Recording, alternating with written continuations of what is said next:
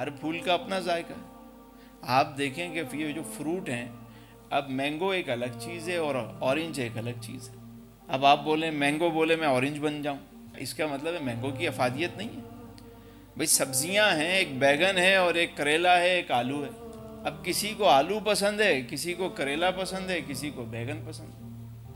اب کوئی بولے بھائی اس کا کلر تو کالا ہے، ہے تو اللہ نے بنایا ہے، لیکن اس کی بیوٹی تو دیکھیں کیسی ہے.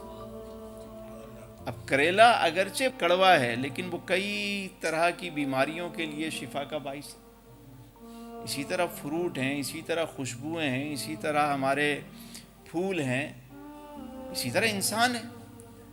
اللہ نے جو علی زبیر بھائی کو بنایا ہے، علی زبیر بھائی جیسا کوئی اور تھوڑی ہے یہاں پہ بیٹھا ہوا. ان کے جو فنگر پرنٹس ہیں وہ کسی سے میچ کریں گے؟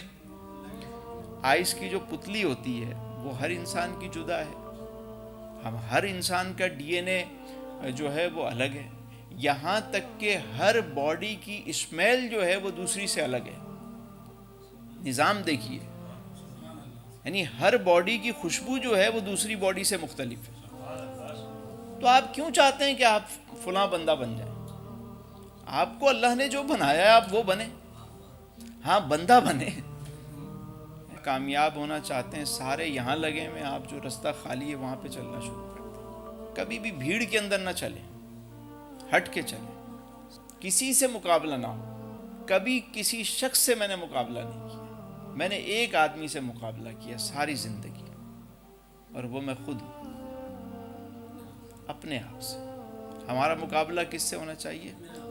خود سے مقابلہ کریں، اپنے آپ کو صحیح کریں، اپنی خامیوں کو درست کریں، اپنے عیبوں کو تلاش کریں.